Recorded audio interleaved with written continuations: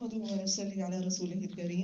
बाद फ़अऊज़ु बिल्लाहि मिनश्शैतानिर्रजीम बिस्मिल्लाहिर्रहमानिर्रहीम रब्बिश्रह ली सदरी व यस्सिर ली अमरी वहलुल उक़दतम मिन लिसानी यफ़क़हू क़ौली रब्बना ज़िदना इल्मा अल्लाहुम्मा फ़क़्हिना फ़िद्दीन अल्लाहुम्मा इन्नी अस्अलुका इल्मन नाफ़िअन व रिज़्क़न तय्यिबन व अमलन मुतक़ब्बला अल्लाहुम्मा इन्नी अस्अलुकल हुदा वत्तुक़ा वल-अफ़ाफ़ वल-ग़िना अल्लाहुम्मा इन्नी अस्अलुकल अफ़्फ़ वल-आफ़िया फ़िद-दुनिया वल-आख़िरा अल्लाहुम्मा अनिस वहशती फ़ी क़ब्री अल्लाहुम्मा अर्हमनी बिल-क़ुरआनिल अज़ीम वजअलहु ली इमामन व नूरन व हुदन व रहमा अल्लाहुम्मा ज़क्किरनी मिन्हु मा नसीत व अल्लिमनी मिन्हु मा जहलतु वर्ज़ुक़नी तिलावतहु आनाअल लैली व आनाअन नहारी वजअलहु ली हुज्जतन या रब्बल आलमीन रब्बी यस्सिर व ला तुअस्सिर व तम्मिम बिल खैर रब्बना ला तुज़िग़ क़ुलूबना बअद इज़ हदैतना व हब लना मिन लदुनका रहमा इन्नका अंतल वह्हाब रब्बना हब लना मिन अज़वाजिना व ज़ुर्रिय्यातिना क़ुर्रता अ'युन वजअलना लिल-मुत्तक़ीना इमामा रब्बिरहमहुमा कमा रब्बयानी सग़ीरा आमीन या रब्बल आलमीन। अस्सलामु अलैकुम व रहमतुल्लाहि व बरकातुहू। हम मुताला कर रहे थे सूरह आल इमरान का और उसके अंदर हम आयत नंबर 156 से जो है वो आज हम आगाज करेंगे। और जैसा कि मैं आपको बता रही थी कि रुकू नंबर 13 से ऑनवर्ड से जो 6 रुकू आ रहे हैं, इसमें जो ग़ज़वा उहद है उसके ऊपर तबसरा है, ठीक है। और बहुत प्यारा तबसरा जो कुरान में अल्लाह ताला ने किया है, हम उसको देख रहे थे। तो यहाँ पे हम आगाज करते हैं आयत नंबर 156 से। तुम में से जो लोग मुकाबले के दिन पीठ फेर गए, उनकी इस लग़्ज़िश का सबब, थोड़ा सा पीछे से शुरू कर लेते हैं ताकि बैकग्राउंड पता चल जाए। उनकी इस लग़्ज़िश का सबब ये था कि उनकी बाज़ कमजोरियों की वजह से शैतान ने उनके कदम डगमगा दिए थे। अल्लाह ने उन्हें माफ कर दिया।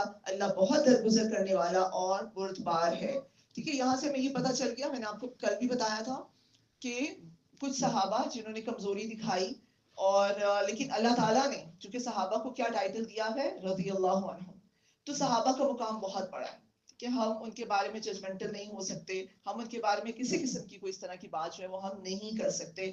बहुत ज्यादा मोहतात रवैया इख्तियार करने की जो है वो जरूरत है। अब हम आया शुरू करते हैं। आयत नंबर 156 में अल्लाह ताला कहते हैं कि ए लोगों जो ईमान लाए हो, काफिरों की सी बातें ना करो जिनके अजीज़ो अकारब अगर कभी सफर पर जाते हैं या जंग में शरीक होते हैं और वहां किसी हादसे से दो चार हो जाते हैं, तो वो कहते हैं कि अगर वो हमारे पास होते तो ना मारे जाते और ना कत्ल होते। अल्लाह इस किस्म की बातों को उनके दिलों में हसरत और अंदोह का सबब बना देता है, वरना दरअसल मारने और जलाने वाला तो अल्लाह ही है और तुम्हारे तमाम हरकत पर वही निगरान है। यहाँ पर अब ये जो मुनाफिकीन थे, मैंने आपको बताया था, तो उन्होंने क्या किया कि जैसे होता है ना कि जो लोग शहीद हुए उनके घरों में जाके, शौहदा के घरों में जाकर वो किस किस्म की बातें करते थे कि अगर वो ना जाता, अगर वो हमारी बात मान लेता, ठीक है, अगर ये हो जाता, अगर वो हो जाता। इसलिए हमें हदीस मिलती है ना कि काश, काश का लफ्ज जो है वो शैतान के अमल का दरवाजा खोल देता है। तो आप देखिए हमारी जिंदगियों में भी अगर हम अपना अपना जायजा लें तो बाज़ ऐसा नहीं होता कि कभी खुदा ने खास्ता कोई एक्सीडेंट में फौत हो गया तो क्या कहा जाता है, काश आज घर से ना निकलता, काश आज वहां ही ना जाता, काश मैंने इसको ना भेजा होता। तो यहाँ पर ये बात बता दी, हमने पीछे भी पढ़ा कि अल्लाह ताला जो है वो कहते हैं कि जिंदगी और मौत अल्लाह के हाथ में, और अल्लाह कहते हैं मौत तो लिख दी है, मौत तो तुम्हें मजबूत किलों में भी आनी है, ठीक है। तो इसलिए ये चीज जो होती है ना, बेसिकली ये ऐसी बातें जो आपके जो अकीदा है उसकी कमजोरी की वजह से होती है। और जब आप इस तरह की बातें करते हैं तो फिर क्या होता है कि आपका अल्लाह पे एक तो तवक्कल कम होता है, एंजाइटी बढ़ती है, डिप्रेशन बढ़ता है, और उसके बाद फिर वही बात है कि आप आहिस्ता आहिस्ता कुफ्र की तरफ चले जाते हैं। तो इसलिए बहुत ज्यादा मोहतात रवैया जो है वो हमें इख्तियार करने की जरूरत है। और आगे अल्लाह ताला फरमाते हैं कि अल्लाह ही है और तुम्हारी हरकत पर वही निगरान है। अगर तुम अल्लाह की राह में मारे जाओ या मर जाओ तो अल्लाह की जो रहमत और बख्शिश तुम्हारे हिस्से में आएगी वो इन सारी चीजों से ज्यादा बेहतर है जिन्हें ये लोग जमा कर रहे हैं। और हाँ तुम मरो या मारे जाओ, बहरहाल तुम सबको सिमटकर अल्लाह ही की तरफ जाना है। शहादत बहुत बड़ी सादत है। अल्लाह से दुआ है कि अल्लाह ताला हम सबको सादत की जिंदगी और शहादत की मौत अता करे। ठीक है, मरना तो सब नहीं है, लेकिन वही बात है कि अल्लाह ताला, और हमने पीछे शहादत के बारे में आगे भी आयत आएंगी और हमने देखा कि शहीद का मुकाम कितना बुलंद है, इसलिए शहादत की आरज़ू एक मोमिन को जरूर करनी चाहिए। आगे कहा जा रहा है कि ए पैगंबर, ये अल्लाह की बड़ी रहमत है कि तुम इन लोगों के लिए नरम मिजाज वाक़ हुए। अच्छा, यहाँ पर एक दाई की खसूसियात बयान की जा रही है, एक लीडर की खसूसियात बयान की जा रही हैं, और एक अमीर की खसूसियात आप कह लें, एक निगरान की खसूसियात। तो मैं और आप, हमने भी इनको दिल की आंखों से देखना और समझना है, क्योंकि देखिए हम में से हर एक निगरान है। ठीक है, अल्लाह के वो मिलती है ना भी हदीस है कि तुम में से हर एक निगरान है। तो अब मैं और आप, चूंकि हम किसकी निगरान है? अपनी औलाद की, अपने बच्चों की। ठीक है, इसी तरीके से शौहर है वो बीवी बच्चों का। तो इसलिए ये जो क्वालिटीज हैं, इस पे मैंने और आपने बहुत ज्यादा वर्किंग करनी है इस रमजान। अल्लाह ताला पहली चीज क्या बताते हैं कि तुम इन लोगों के लिए बहुत नरम मिजाज वाक़ हुआ। और अभी कह रहे कि नबी करीम सल्लल्लाहु अलैहि वसल्लम की खसूसियात, उनकी सिफात बयान हो रही हैं। पहली चीज है कि नरम मिजाज, नरमी। दूसरी चीज क्या है? वरना अगर कहीं तुम तुलखू और संदिल होते तो ये सब तुम्हारे गिरदो पेश से छट जाते। और इनके कसूर माफ कर दो, इनके हक में दुआएं मगफरत करो, और दीन के काम में इनको शरीके मशवरा रखो। फिर जब तुम्हारा अज़्म किसी राय पर मुस्तहकम हो जाए तो अल्लाह पर भरोसा करो। अल्लाह को वो लोग पसंद है जो इसी के भरोसे पर काम करते हैं। इतनी प्यारी खसूसियात है, टाइम नहीं है वरना हम इनको एक एक को खोल कर देखते हैं कि किस तरीके से जो है ये सारी चीजें। और आज जो जो दौर चल रहा है, हमें सबसे ज्यादा जो जरूरत है, ठीक है, हमें सबसे ज्यादा जो जरूरत है वो अपने अखलाक पर काम करने की है। चाहे हम खवातीन हैं, चाहे हम एक दीन का काम कर रहे हैं, चाहे हम जो भी हैं, अभी सबसे ज्यादा जो जरूरत है हमें अपने अखलाक पे काम करने की है। क्योंकि इस्लाम फैला ही अखलाक से, इस्लाम तलवार के बल से तो फैला ही नहीं है। इसलिए इस रमजान कोशिश करनी है कि हमने अपने अखलाक में बेहतरी लेकर आनी है।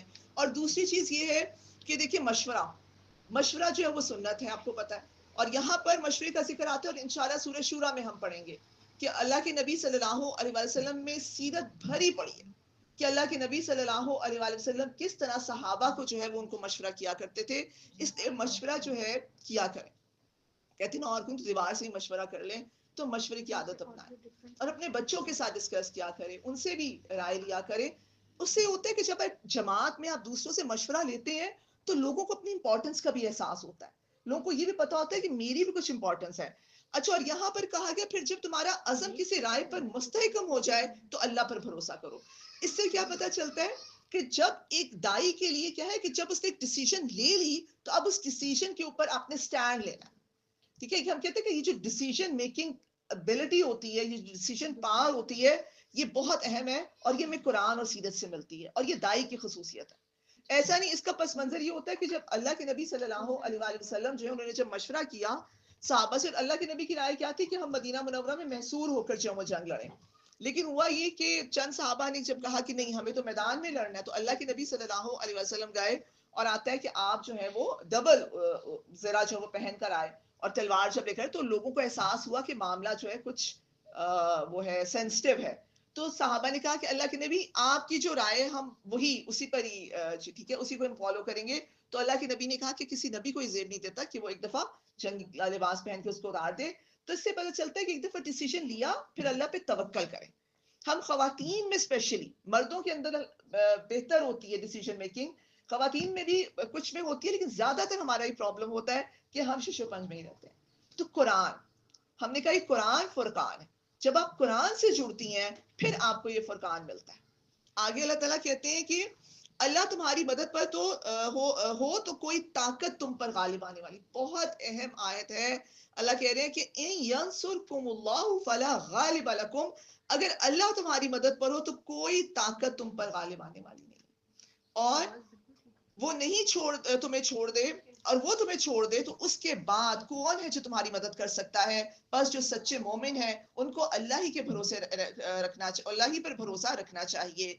किसी नबी का ये काम नहीं हो सकता कि वो खयानत कर जाए, और जो कोई खयानत करे तो वो अपनी खयानत समेत कयामत के रोज हाजिर हो जाएगा। फिर हर मुतनफ़िस को उसकी कमाई का पूरा पूरा बदला मिल जाएगा और किसी पर कुछ जुल्म ना होगा।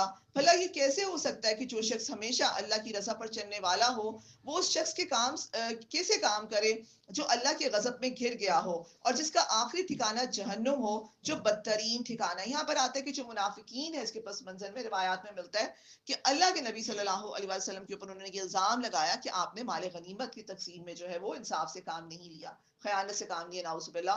तो यहाँ पर ये आयत जो है वो नाज़िल हो गई। और एक बात ज़हन में रखें कि देखिए, अमानत में ख़यानत ऐसी चीज़ है कि अगर वो किसी शहीद ने भी की है, तो उसके भी अमाल मुअल्लक़ हो जाते हैं। इसके ऊपर हम बहुत बात कर सकते हैं, लेकिन अब टाइम नहीं है।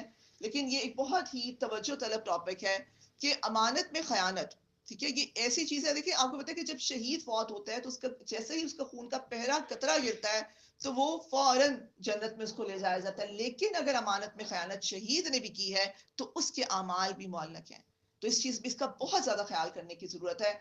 और जब यहाँ पर देखिए बारी आती है ना कि जितना माले गनीमत की जब बात आ रही है, तो चूंकि उसमें बहुत सारे लोगों का हिस्सा है, तो जितनी बड़ी आपने ये पूरे लश्कर इस्लाम का इसके अंदर एक हिस्सा है, तो आपने अगर इसमें चोरी की है, तो ये हजारों लोगों की चोरी है।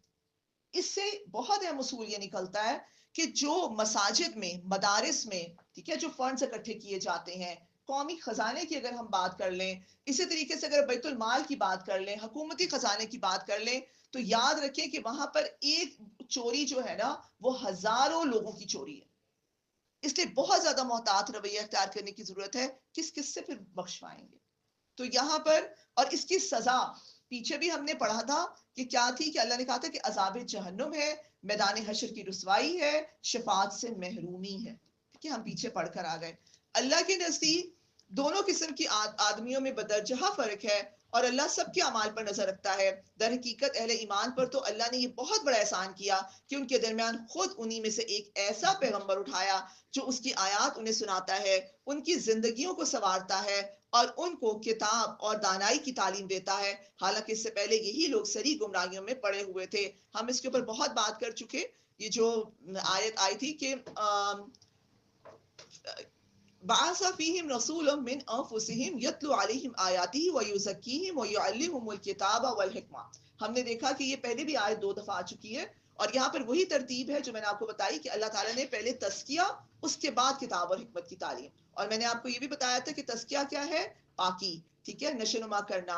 और तज़किया का हासिल क्या है? अखलास नियत, ठीक है।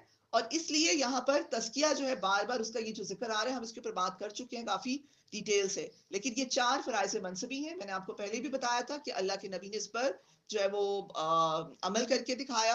अब ये मेरे और आपके लिए है कि हमने इन चारों के ऊपर जो है वो हमने उसको देखते हैं। हमने यतलू को भी देखा, इसका क्या मतलब है, और हमने तज़किया को बहुत डिटेल से देखा। और ये तुम्हारा क्या हाल है कि जब तुम पर मुसीबत आ पड़ी तो तुम कहने लगे कि ये कहाँ से आई है, हालांकि जंग बदर में इससे दुगनी मुसीबत तुम्हारे हाथों फरीके मुखालिफ पर पड़ चुकी है। ठीक है, यानी गज़वा उहद में 70 के करीब जो है सहाबा शहीद हुए, लेकिन गज़वा बदर में 70 उनके मारे गए थे और 70 कैदी होकर आए थे। और ए नबी, उनसे कहो कि ये मुसीबत तुम्हारी अपनी लाई हुई है, अल्लाह हर चीज पर कादिर है। अब ये तबसरा हो रहा है ना, तो अल्लाह ताला कह रहे अब अपनी मुसीबत कैसी? देखिए, सबसे पहली चीज हमें नजर आता है, अल्लाह ताला कहते हैं कि तुम्हारी अपनी कमजोरियों का नतीजा है।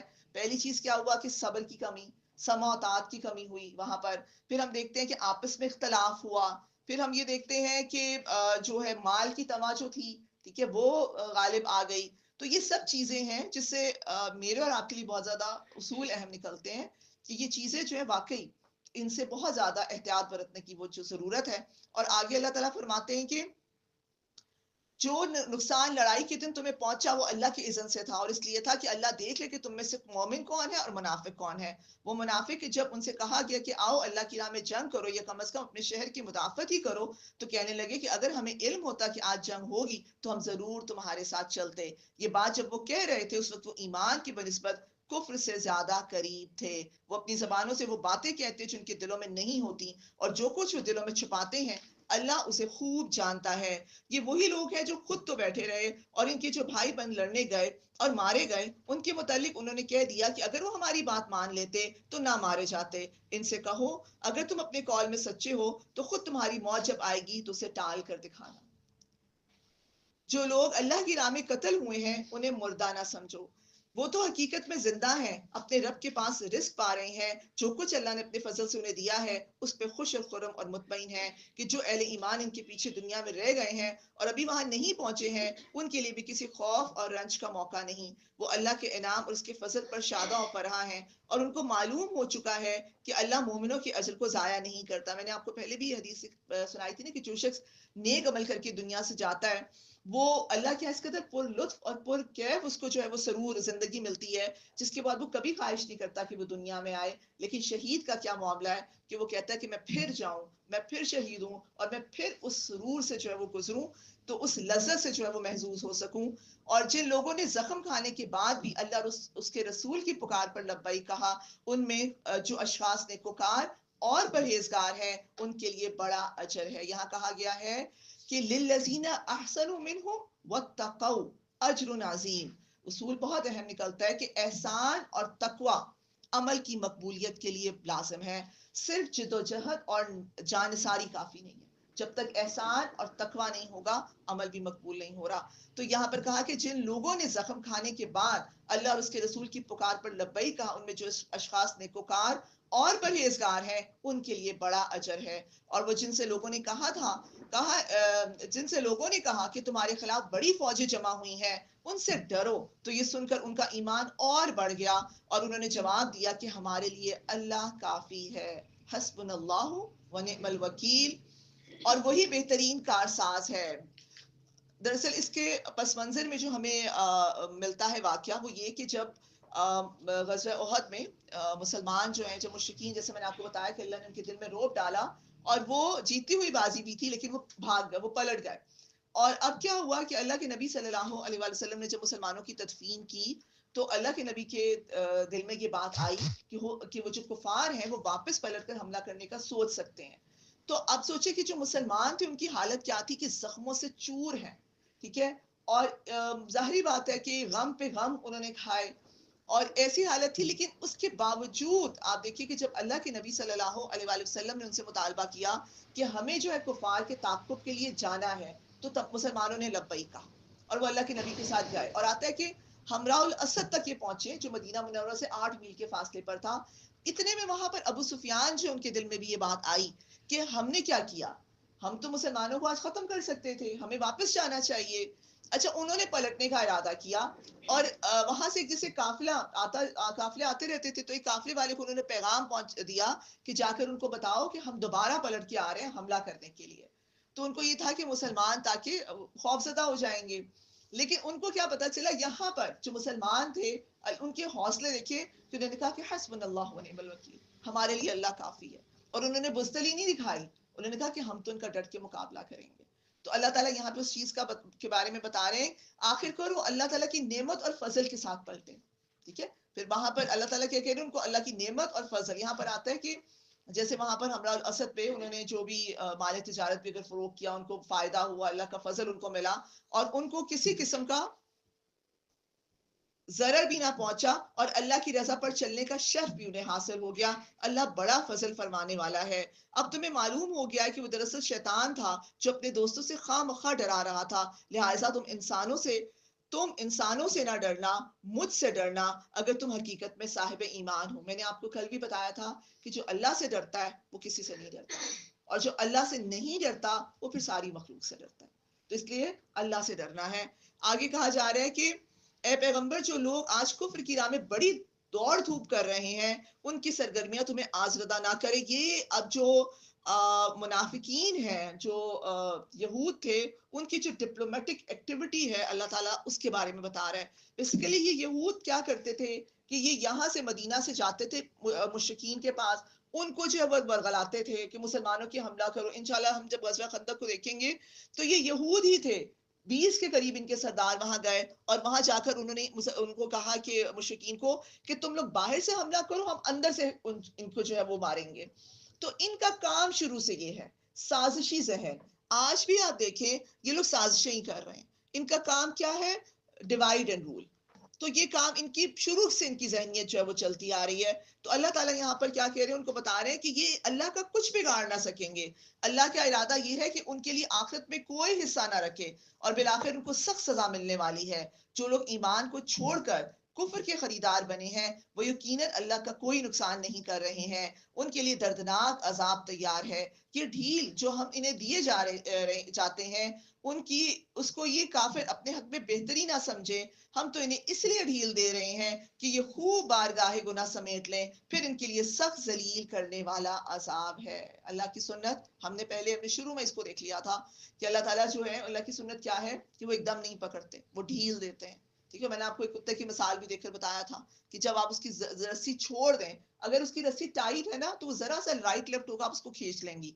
जैसे ही आपने उसकी रस्सी को छोड़ा, अब छोड़ दें, उसको फुल स्पीड से भागने दें, फुल स्पीड से। यही चीज है, अल्लाह ताला कहते हैं इनको गर्क होने दो पूरी तरह। जब ये गर्क हो जाएंगे, फिर आप उसकी रस्सी खींचे, तो फिर आप देखिए वो कैसे कलबाजियां खाते हुए जब वापस लौटता है। तो यही हाल इनका है कि अल्लाह ताला इनको ढील देते हैं, लेकिन बहरहाल अल्लाह ताला रस्सी जरूर खींचते हैं। और आगे कहा जा रहा है कि अल्लाह मोमिनों के इस हालत में हरगिज न रहने देगा जिसमें तुम इस वक्त पाए जाते हो। वो पाक लोगों को नापाक लोगों से अलग करके रहेगा। ये जो अल्लाह ताला की जो आजमाइश अल्लाह ताला करते हैं, उसके ज़मन में ये बहुत अहम आयत है। आजमाइश का मकसद क्या है कि पाक को नापाक से अलग किया जाए, तैयब को खबीस से अलग किया जाए, मोमिन को मुनाफिक से अलग किया जाए, काफिर को मुसलमान से अलग किया जाए, खरे को खोटे से अलग किया जाए। ये है आजमाइश का मकसद। और आगे अल्लाह ताला कहते हैं, मगर अल्लाह का ही तरीका नहीं है कि तुमको गैब पर मुतला कर दे। गैब की बातें बताने के लिए तो वो अपने रसूलों में से जिसको चाहता है मुंतखब कर लेता है। लिहाजा अमूर गैब के बारे में अल्लाह और उसके रसूल पर ईमान रखो। अगर तुम ईमान और खुदा तरसी की रविश पर चलोगे तो तुमको बड़ा अजर मिलेगा। जिन लोगों को अल्लाह ने अपने फजल से नवाजा और फिर वो बुखल से काम लेते हैं, इस ख्याल में ना रहें कि ये बखीली उनके लिए अच्छी है। नहीं, ये उनके हक में निहायत बुरी है। अब जारी बात है, मैंने आपको बताया था कि जब भी जिहाद की बात आएगी, किताल की बात आएगी, इंफाक जरूरी है। अब गज़वा उहद में भी अल्लाह ताला ने, अल्लाह के नबी ने जो अपील की, और वहां पर भी यही था कि जो मुनाफिकीन है उनका हमेशा से यही रवैया होता है कि वो इस पर पेश कर रहे होते हैं। एक मुनाफिक जो है, अल्लाह के नबी ने फरमाया ना कि एक मुनाफिक में दो निशान चीजें कभी इकट्ठी नहीं हो सकती, एक बुखल और दूसरा बदअखलाकी। जिससे हमने अपना अपना जायजा लेना है कि हम कहीं इस तरफ, इस रविश की तरफ तो नहीं जा रहे कि माल की जरूरत है, दीन मगलूब है, बार बार कहा जा रहा है कि इन्फाक करो जान से और माल से, लेकिन हमारा दिल है कि वो नरम ही नहीं हो रहा, हमारा हाथ है कि वो जा ही नहीं रहा अपने बैंक की बैल की तरफ कि हम वहां जाएं और कुछ निकाल कर भी ले आए। तो ये चीजें हमने अपना अपना मुहासबा करना है। इसके अलावा हमें बहुत सारी और भी अहादीस मिलती हैं बुखल के ऊपर, जिनको हम थोड़ा सा देख लेते हैं। बदअखलाकी एक मोमिन में जमा नहीं हो सकती दोनों चीजें।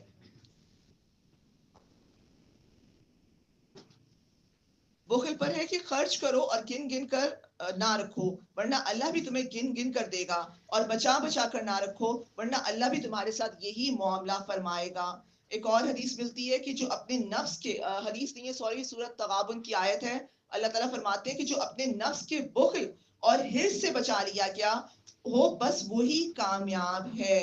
तो इसलिए ये है कि ये अल्लाह ताला यहाँ पर मुनाफिकीन के बारे में बता रहे हैं कि वो जो थे वो क्या करते थे कि जिन चीजों के देने में जो है वो उनसे अपील की जाती थी, तो वो क्या करते थे कि वो बहाने बनाते थे, झूठे बहाने बनाते थे और बुखल से काम लेते थे।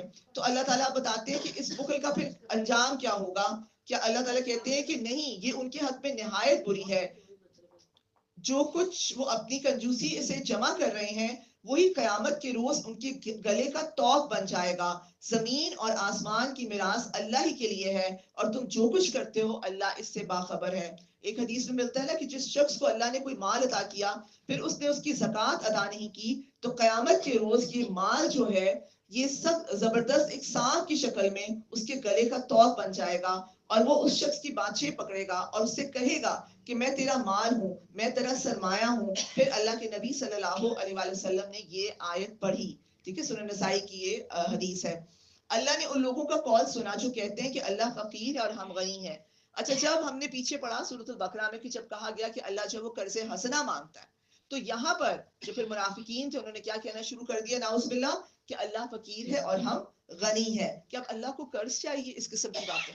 ठीक है, तो उनकी ये बातें हम लिख लेंगे। बहुत ही शदीद नाराजगी का। अल्लाह ताला ने और कुछ नहीं कहा, कुछ आगे से वो नहीं है, सिर्फ अल्लाह ने क्या कहा कि ये बातें, उनकी बातें हम लिख लेंगे, और इससे पहले जो वो पैगंबरों को नाहक कत्ल करते रहे हैं वो भी इनके नामा अमाल में सब्त है। जब फैसले का वक्त आएगा उस वक्त हम इनसे कहेंगे कि लो अब अजाब जहन्नुम का मजा चखो, ये तुम्हारे अपने हाथों की कमाई है, अल्लाह अपने बंदे के लिए जालिम नहीं है। बहुत अहम असूल है। इससे पता चलता है कि हम पर जब आजमाइश आती है तो अपने अपने अमाल का जायजा जरूर लें, अपना अपना मुहासबा जरूर करें अगर आपको कोई मुश्किल तकलीफ आ रही है, क्योंकि अल्लाह ताला कह रहे हैं कि अल्लाह जालिम नहीं है, अल्लाह तो अपने बंदों से बहुत मोहब्बत करता है।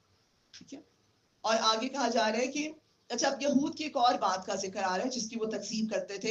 जो लोग कहते हैं कि अल्लाह ने हमको हिदायत कर दी है कि हम किसी रसूल को तस्लीम ना करेंगे जब तक वो हमारे सामने ऐसी कुर्बानी ना करेगा जिसे गैर से आकर आग खा ले। अब मुख्तलिफ किस्म के मुतालबे, एतराज़ात, ठीक है, मुख्तलिफ किस्म की साजिशें ये लोग करते रहते थे। तो अल्लाह ताला अब यहाँ पर बता रहे हैं उनकी एक और जो हरकत है उसको बेनकाब किया जा रहा है कि वो ये कहते थे कि दरअसल जो बनी इसराइल है उनके आगाज में ही था शुरू में कि जब किसी की कुर्बानी जो है वो कोई कुर्बानी देता था, जैसे हाबील और काबिल का वाकया भी हम इंशाल्लाह पढ़ेंगे, तो क्या होता था कि एक आसमान से आग आती थी और उसको जला देती थी। तो इससे पता चलता था कि इसकी कुर्बानी जो वो कबूल हो गई अल्लाह की बारगाह में। जैसे हाबील और काबिल में हम देखेंगे कि हाबील की हो गई, लेकिन अब बाद में आहिस्ता आहिस्ता जो है ये चीज जो है वो खत्म हो गई, और नबी करीम सल्लल्लाहु अलैहि वसल्लम की उम्मत में इस किस्म का हमें कोई जो है वो रिवायात और कहीं से इसका कोई सबूत नहीं मिलता। तो अब जो मुश्रिकीन, ये जो यहूद थे, इन्होंने अल्लाह के नबी से मुतालबा किया, ठीक है, कि हमें कोई ऐसी जो है वो तुम मौजज़ा दिखाओ कि तुम्हारी भी ये जो, अगर तुम सच कह रहे हो। तो अब देखिए यहाँ पर अल्लाह ताला की क्या कहते हैं कि तुम्हारे पास मुझसे पहले बहुत से रसूल आ चुके हैं जो बहुत सी रोशन निशानियां लाए थे, और वो निशानी भी लाए थे जिसका तुम जिक्र करते हो। फिर अगर ईमान लाने के लिए शर्त पेश करने में तुम सच्चे हो तो तुमने उन रसूलों को क्यों कत्ल किया? ठीक है, हजरत इलियास का आप पढ़ें कि उनके अब आता है, इसके अलावा और रसूलों के बारे में आता है कि उन्होंने ये निशानियां पेश की लेकिन उन्होंने उनको कत्ल कर दिया। तो आगे अल्लाह ताला कहते हैं कि अब ए मोहम्मद सल्लल्लाहु अलैहि वसल्लम, अगर ये लोग तुम्हें छुटलाते हैं तो बहुत से रसूल तुमसे पहले छुटलाए जा चुके हैं जो खुली खुली निशानियां और सहीफे और रोशनी बख्शने वाली किताबें लाए थे। आखिरकार हर शख्स को मरना है और तुम सब अपने पूरे पूरे अजर कयामत के रोज पाने वाले हो। कामयाब दरअसल वो है जो वहां आतिश दोजख से बच जाए और जन्नत में दाखिल कर दिया जाए। रही ये दुनिया तो ये बहस एक जाहिर फरेब चीज है। अल्लाह ताला कहते हैं वमल हयातुद दुनिया इल्ला मताउल गुरूर। इसको तो लिख लें, इसको लिख के ना कहीं लगा लें अपने कमरे में, अपनी आंखों के सामने, ताकि बार बार पता चले कि ये दुनिया क्या है, फरेब। ठीक है, ये दुनिया क्या है, ये इसकी हैसियत क्या है, वो मकड़ी का जाला, ठीक है, मच्छर का पर, उसके बराबर भी इसकी वो नहीं है। तो इसलिए दुनिया में जो कामयाबी है वो असल कामयाबी नहीं है। असल कामयाबी क्या है? आखिरत की कामयाबी। तो उसके लिए दौड़ धूप करनी है। अल्लाह ताला कहे ये दुनिया तो एक जाहिर फरेब चीज है। और आप देखें कि आज हमारी ये दुनिया ही हमारा हम और गम है। तो इस चीज पर हमें बहुत ज्यादा अपना अपना मुहासबा करना है। सहाबा के बारे में आते ना कि वो दीन के कामों में से दुनिया के लिए वक्त निकालते थे, और हम दुनिया के कामों में से दीन के लिए वक्त निकालते हैं। इसीलिए फिर हमारा वो क्वालिटी टाइम निकलता है दीन के लिए। ठीक है, जो हमारा क्वालिटी टाइम होता है वो हम कहाँ देते हैं, वो हमने देखना है। आगे अल्लाह ताला कहते हैं कि मुसलमानों तुम्हें माल और जान दोनों की आजमाइशें पेश आकर रहेंगी, और तुम अहले किताब और मुशरिकीन में से बहुत से तकलीफ दे बातें सुनोगे। ये मुझे और आपको अल्लाह ताला कहते हैं। हमने पीछे पढ़ा ना, वला नब्लुवन्नकुम बिशैइन मिनल खौफी वल जूई व नक्स मिनल अमवाली वल अनफुसी वस्समरात व बश्शिरिस साबिरीन। कि अल्लाह ताला कहते हैं मैं तो आजमाऊंगा, और मैंने पीछे आपको बता दिया क्यों आजमाएंगे। अभी हमने पढ़ा क्यों आजमाएंगे। हाँ, खरे और खोटे से अलहदा कर सके, क्योंकि अभी तो बहुत दीन का काम लेना है अल्लाह ने। ठीक है, सहाबा से भी अल्लाह ये कहते थे अभी तो तुमने जो है बस सुपर पावर्स को फतह करना है, अभी तो किसरा और रोम को फतह करना है।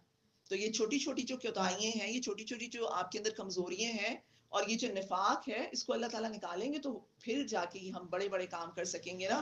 और अल्लाह ताला मुझे और आपको कह रहे हैं कि तुम्हें अहले किताब और मुशरिकीन से बहुत सी तकलीफ दे बातें सुननी पड़ेंगी। जब आप दीन के रास्ते पे चलते हैं तो टैगिंग होगी, इस्तेजा होगा, लोग आपको फैनेटिक्स कहेंगे, लोग आपको फंडामेंटलिस्ट कहेंगे, लोग आपको टेररिस्ट भी शायद कह दें। ठीक है, तो ये बातें तो आएंगी, सुननी पड़ेंगी। आज क्या कहते हैं यूरोप, ठीक है, टेररिस्ट हमें क्या कहते हैं, मुसलमान जो प्रैक्टिकल प्रैक्टिसिंग मुसलमान है उसको क्या कहा जाता है, ठीक है। तो आप देखिए ये बातें तो अल्लाह ने हमें बता दी हैं, ये हमें सुननी पड़ेंगी। लेकिन अल्लाह ताला कहते हैं कि अगर इन सब हालात में तुम सबर और खुदा तरसी की रविश पर कायम रहो तो ये बड़े हौसले का काम है। दो चीजें बता दी अल्लाह ने।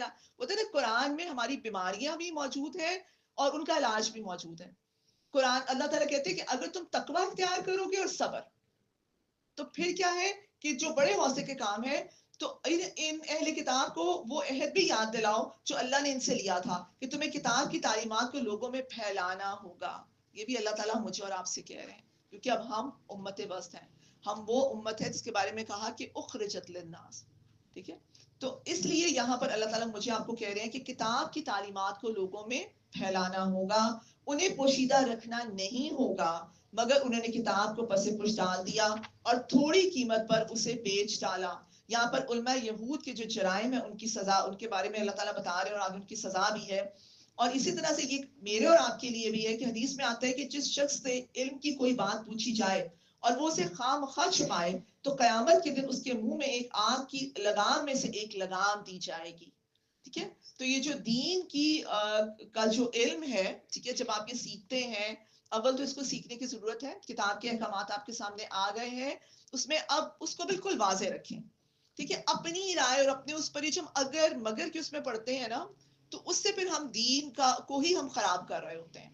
बिल्कुल देखिए, मैंने आपको कल भी बताया था कि इल्म को हासिल करें पूरे यकीन के साथ, शरे सदर के साथ, और फिर उस पर डट जाएं।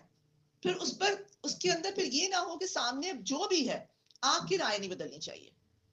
अब ये कि अगर सामने कोई और आके बैठ गया, ठीक है, कोई बड़ा बंदा आके बैठ गया तो मैं फौरन अगर, अच्छा म्यूजिक को ही देख लें, पूछा जाता है म्यूजिक हराम है, हराम है। अब ऐसा हो जाए, अच्छा बैकग्राउंड ना हो, शायरी ऐसी ना हो, ये ना हो, वो ना हो, व्हाट इज दिस, ठीक है। एक चीज आप कहें ठीक है, तो ये जो चीजें हैं ना, उलमा यूथ भी यही करते थे, झूठे फतवे देते थे, लोगों को शुक्र शुबहात में मुब्तला करते थे।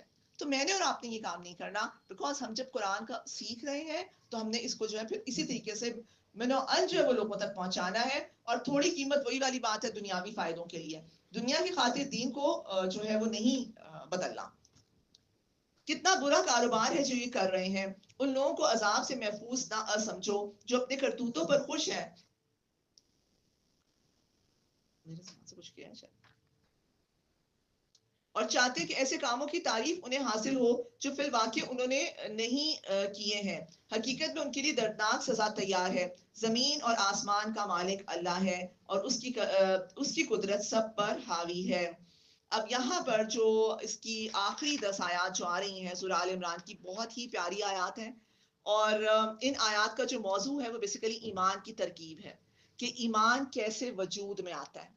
मैंने आपको बताया था कि सूरत बकरा और सूरह आल इमरान जोड़े की शक्ल रखती हैं। और जैसे सूरत बकरा के आखिर में हमने पढ़ा था बहुत प्यारी दुआ थी, इसी तरीके से यहाँ पर हमें सूरह आल इमरान के आखिर में ये जो आयात आ रही हैं, या आप कह लें कि ये फलसफा ईमान जो है उसकी बहस के हवाले से ये बहुत अहम है। और इसके जो पस मंजर में जो हमें हदीस मिलती है वो ये है कि एक मरतबा ये जब ये आयात, इसकी जो पहली 6 आयात हैं उनके बारे में आता है कि अल्लाह के नबी सल्लल्लाहु अलैहि वसल्लम पर जिस रात ये आयात नाजिल हुई, तो अल्लाह के नबी सल्लल्लाहु अलैहि वसल्लम उस पूरी रात आपके ऊपर एक कतारी रही। आप उठते बैठते लेटे, आप रोते रहे। और यहाँ तक कि जब तहज्जुद का वक्त आया तो तहज्जुद अदा की और सजदा, लंबा सजदा किया, तवील सजदा किया, और सजदे में भी इतना रोए कि सजदा गाह तर हो गई। और उसके बाद ये हुआ कि जब और फिर थोड़ी देर लेटे, लेटते भी उनका जो है वही रिक्कत तारी थी। तो हजरत बिलाल रज़ी अल्लाह ताला अन्हु जब सुबह के वक्त आए फजर की इत्तला देने के लिए, तो उन्होंने जब अल्लाह के नबी से पूछा तो अल्लाह के नबी से दरियाफ्त किया कि इस गिरिया की क्या वजह है। तो अल्लाह के नबी ने फरमाया कि ए बिलाल, मैं क्यों ना रोऊं, आज की शब मेरे रब ने मुझ पर ही आयात नाजिल फरमाई हैं। फिर आप सल्लल्लाहु अलैहि वसल्लम ने इन आयात की तिलावत फरमाई। और यानी अगर ये जो गिरिया था, ये रिक्कत थी, ये किस वजह से थी, ये शुक्र के जज्बे के तहत। और अल्लाह के नबी सल्लल्लाहु अलैहि वसल्लम की आता है कि जब वो तहज्जुद के लिए उठते थे तो इन आयात की तिलावत फरमाया करते थे। और गौर व फिक्र की आयात है। तो मैंने और आपने इस रमजान कोशिश करें कि ये जो आखिरी 10 आयात हैं, जैसे मैंने आपको कहा था कि सूरत बकरा की आपने याद करनी है, इसी तरह से इनको भी याद करने की आपने कोशिश करनी है और इनको अपना मामूल बनाएं। और यहाँ पर इतनी ये खूबसूरत है, हम इसको शुरू करते हैं। अल्लाह ताला फरमाते हैं कि जमीन और आसमान की पैदाइश में और रात और दिन के बारी बारी से आने में उन होशमंद लोगों के लिए निशानियां हैं जो उठते बैठते और लेटते हर हाल में खुदा को याद करते हैं और आसमान और जमीन की साख में गौर व फिक्र करते हैं। तो ये आयात हमें गौर व फिक्र की दावत देते हैं। हसन बसरी रहमतुल्लाह फरमाते हैं कि एक घड़ी आयात कुदरत पर गौर व फिक्र करना पूरी रात की इबादत से ज्यादा बेहतर और मुफीद है। और हमें एक कॉल मिलता है सहाबा का कि ईमान का नूर और रोशनी तफक्कुर है, गौर व फिक्र करना। और फिर हमें हजरत वहाब बिन मंबा रहमतुल्लाह फरमाते हैं कि जब कोई शख्स कसरत से गौर व फिक्र करेगा तो हकीकत समझ लेगा, और जो हकीकत समझ लेगा उसे को इल्म सही हासिल हो जाएगा, और जिसको इल्म सही हासिल हो गया वो जरूर अमल भी करेगा। ठीक है, तो यहाँ पर सबसे पहली चीज जो हमें पता चलती है कि हिदायत का पहला कदम क्या है कि कायनात जो है, जो आफाकी निशानियां हैं, जो मज़ाहिर कुदरत है, उन पे गौर व फिक्र। ठीक है, और जब हम ये करेंगे अगला स्टेप क्या होगा कि हम अल्लाह को पहचान लेंगे। जब हम अल्लाह को पहचान लेंगे, अब अगला स्टेप क्या होगा, हम जिक्र करेंगे। ठीक है, तो ये चीज है, ये जो यहाँ पर इतना प्यारा और जिक्र जो है, फिर उठते बैठते लेटते जागते फिर हर वक्त जिक्र होगा।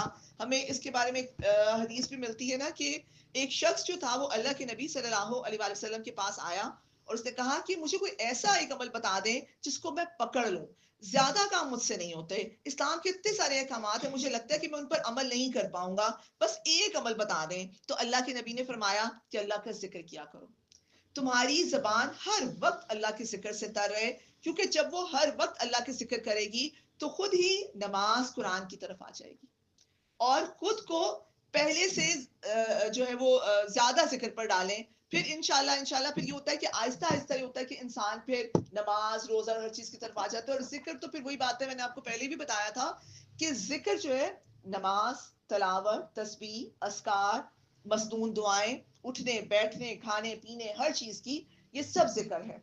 और जिक्र के जो असल मायने है वो क्या है कि याद दिलाना, नसीहत करना, होशियार करना। और जिक्र जो है वो क्या है कि इंसान एक लम्हे भी अल्लाह की याद से गाफिल ना, एक लम्हे के लिए भी, क्योंकि जो दम गाफिल सो दम काफिर। तो इसलिए उठते बैठते सोते जागते मैं हर वक्त वो काम कर रही हूँ जो अल्लाह को पसंद है।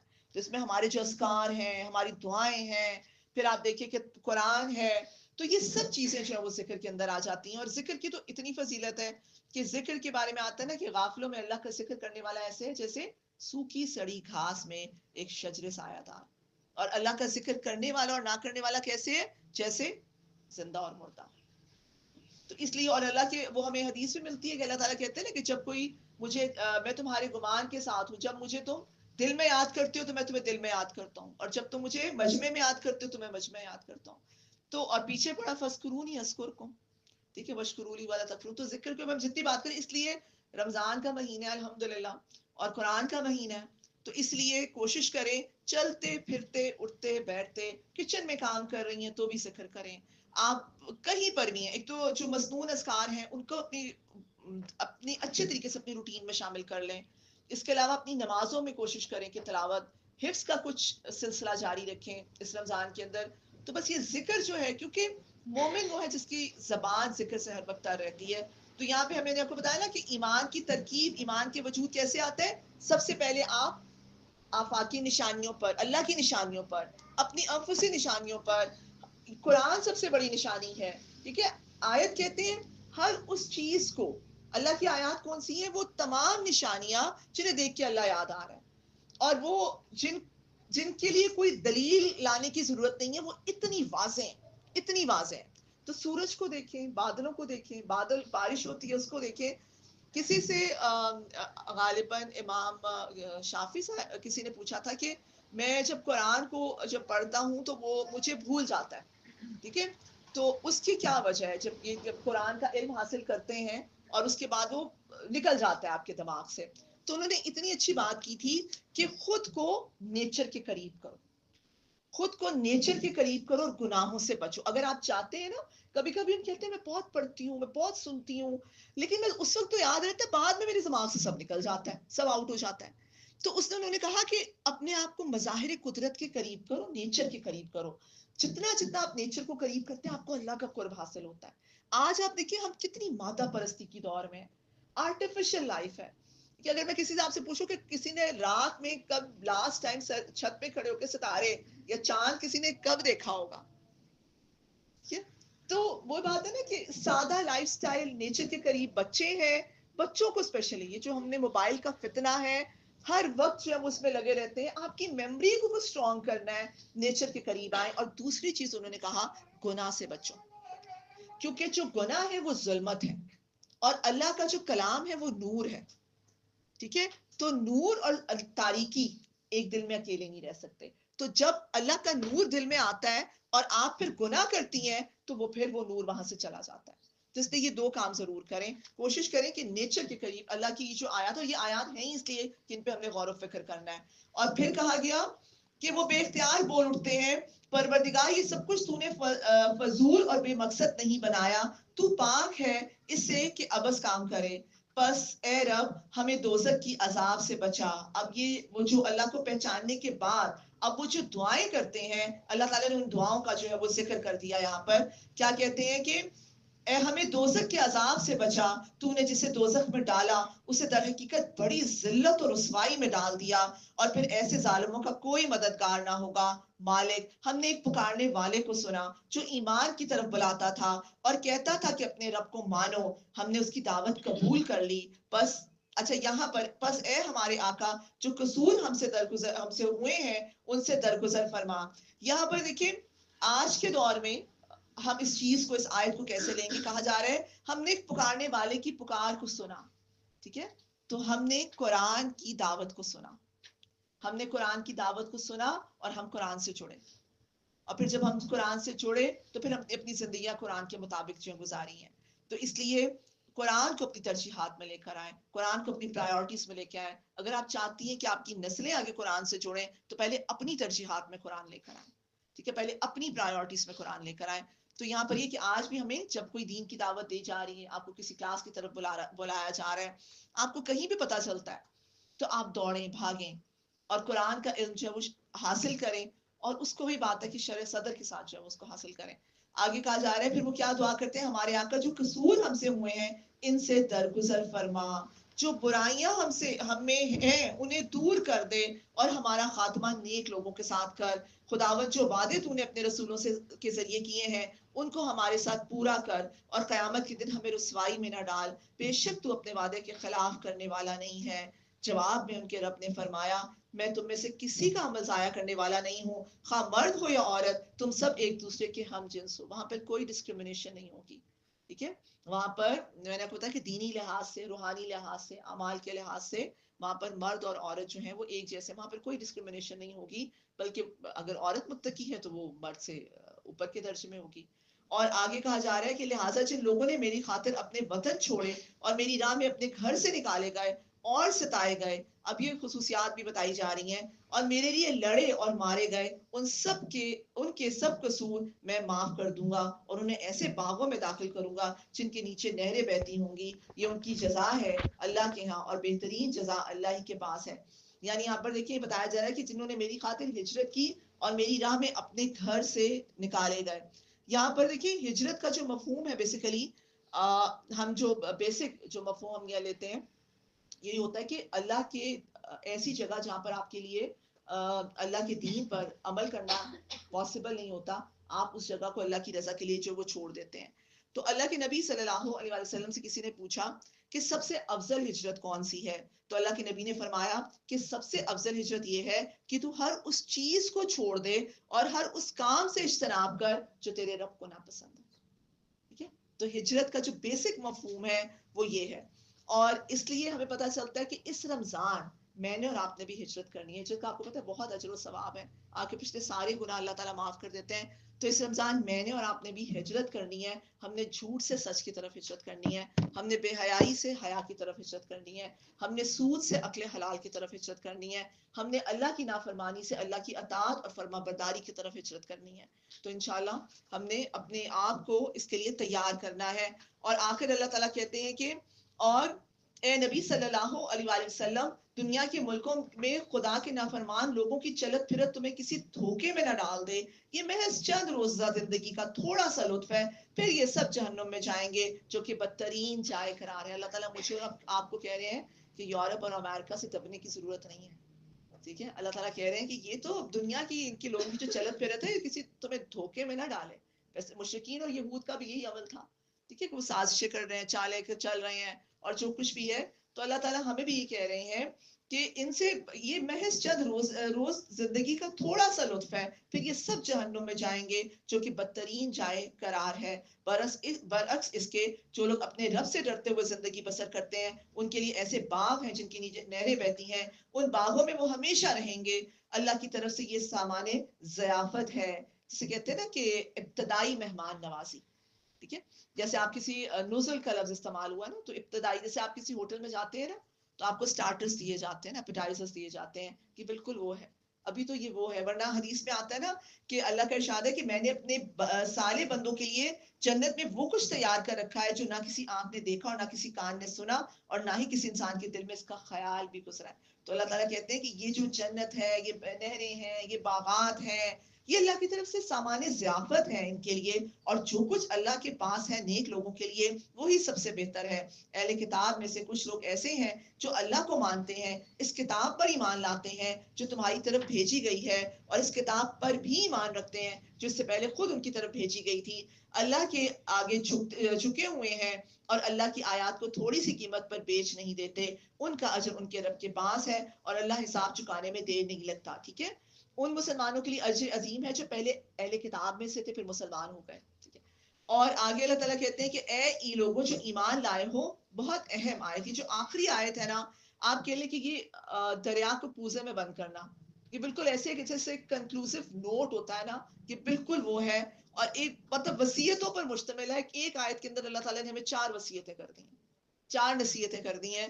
और यहाँ पे अल्लाह ताला कहते हैं कि या अय्युहल्लज़ीना आमनू उसबिरु वसाबिरु वराबितु वत्तकुल्लाह लअल्लकुम तुफ्लिहून।